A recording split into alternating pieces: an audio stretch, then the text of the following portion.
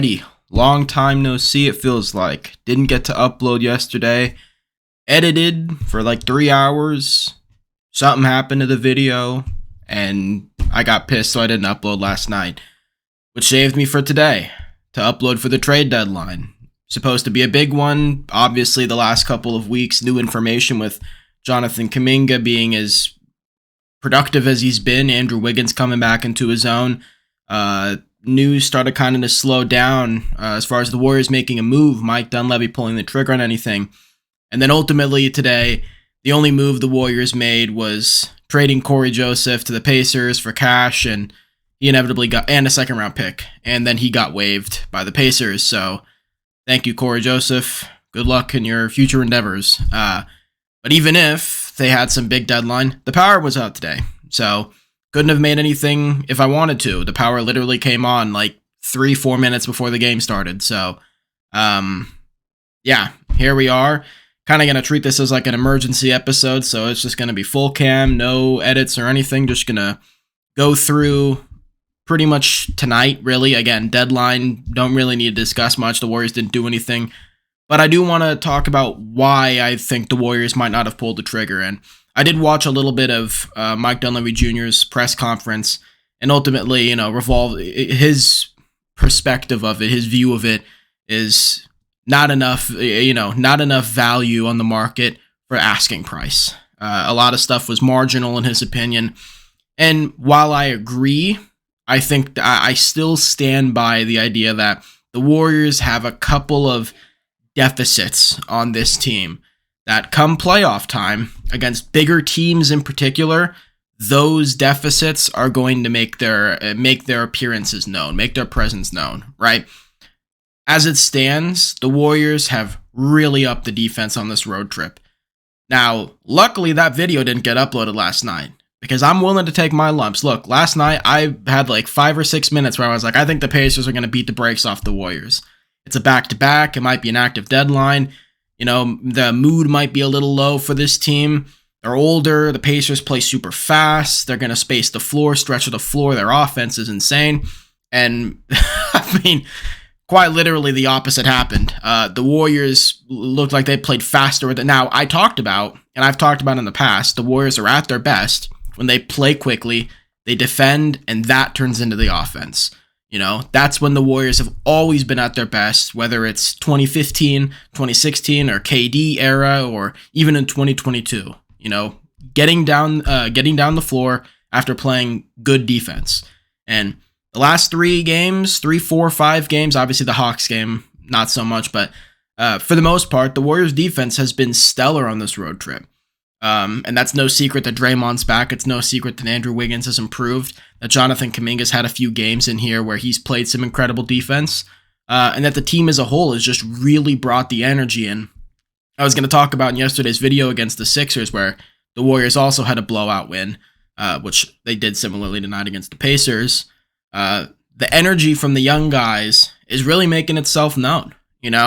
Lester Quinones has been an absolute bulldog as a point guard. Kind of the reason Corey Joseph just got traded. The Warriors don't really need him anymore. And Guy Santos, he's been incredible for the offense. I talked about his plus-minus, or his offensive rating in that Nets game.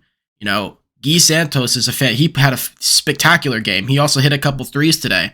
Guy Santos in this game, 13 points, 8 boards, and an assist, and played 21 minutes. 21 minutes. Now, obviously, Klay Thompson didn't play in this one. Klay getting the night off. It's also his birthday, so happy birthday. But Guy Santos had a big night. Moses Moody only played 13 and a half minutes. Guy Santos was he was that good tonight. And I think the young guys are just really bringing a new level to this team. And it's not just because they're young, but it's because they're young and they're playing productive basketball. They're actually playing very well. There are the errors that we saw from them last year. Maybe not so much Lester, who didn't play, or Guy Santos, who didn't play, but guys like, Kuminga, Moody, like you'd see a lot of the mistakes. You'd see the lack of the confidence and all that stuff and chalk that up to minutes or whatever. But you didn't really see the promise for right now winning. It was still like down the road they'll be cool, but now not so much. But since on this road trip in particular, all the young guys up and down this roster have just been unbelievable in their minutes. And it's been dope. It's genuinely been cool. And tonight, it felt like a statement win. It truly felt like a statement win, like the whole fan base, myself included, like make a move, make a move, make a move. You need to get this guy. You need to go for that guy. You need to do this. You need to do that. And they do essentially nothing. And I know Warriors fans already that are pissed about it. They're like, oh, of course we didn't do anything, this and that. And again, to an extent, I agree. But they came out here tonight, and it felt like a middle finger to the fans. Like, you don't trust, you don't think we can do it. Watch us. Best offense in the league. Got it covered. We got it covered. Don't trip. Like, you don't think we could do it? We're going to prove to you that we can do it.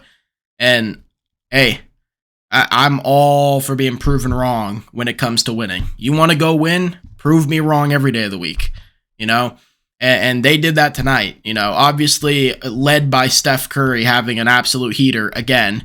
15 of 22, 11 threes, 42 points total, a plus 30. I mean, Steph was incredible. If you watched the game, he did it all in 30 minutes. He was just nuts. I think he was like 6 for 6 in the first quarter or something from 3. It was insane. It was one of those games for Steph where it was just like, oh, yeah, we're not losing. That's what it felt like. And even though the Pacers kept up, the Warriors played really good defense, and the Pacers were just hitting some tough shots. Obviously, they still get the spacing because Miles Turner can shoot. Jalen Smith can kind of shoot. Pascal was shooting the ball. Like, they've just got everybody on that roster can pull the trigger from 3. Like, at least 90% of the roster can. So it was a tough matchup. Again, I was talking about it in the video that didn't get uploaded, but a team like that for the Warriors, where if Draymond gets pulled out of the paint, there just isn't really a back line to help him. I was worried about that. I was like, that's going to be a big problem. The Pacers are just going to exploit that all day. Draymond's going to get dragged up, and everyone's just going to attack the paint all game long. They didn't. The Warriors played incredible point of attack defense. They switched everything. I mean, they held Tyrese Halliburton to 5 points, which is another point of emphasis that I've had with the Warriors in these last 3 games in particular. Absolutely clamped Mikal Bridges and Cam Thomas in that Brooklyn win. Absolutely clamped Tobias Harris and Tyrese Maxey in the Philly win.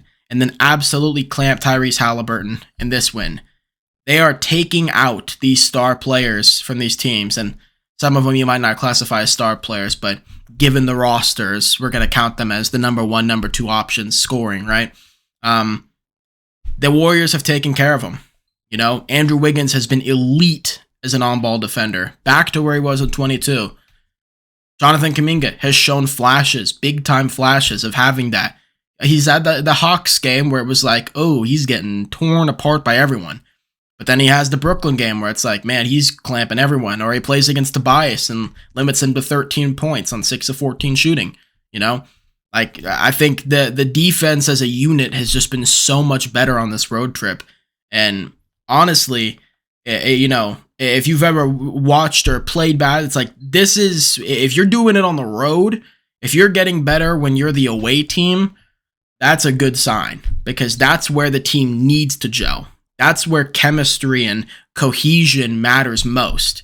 It's easier to win at home because everybody's kind of mellow, families are close or whatnot for the most part. But on the road, that's where all the intricacies of the game matter the most, because that's where guys are tired, they're exhausted, they're 35 years old and they're being expected to put the team on their back. That's where everything starts to matter more. And then you go into a place like Indiana where they're just trying to run it down your throat and drop 125 on you with ease, and you limit them to 109 points. I don't know, man. Again, felt like a statement win. So, slow deadline, didn't do much. Biggest move, I think, I would say, was probably Bojan Bogdanovic heading over to the Knicks, but OG Anunoby just had to have a little bit of like elbow ligament taken out or something like that. So he'll be out for like a month, maybe more.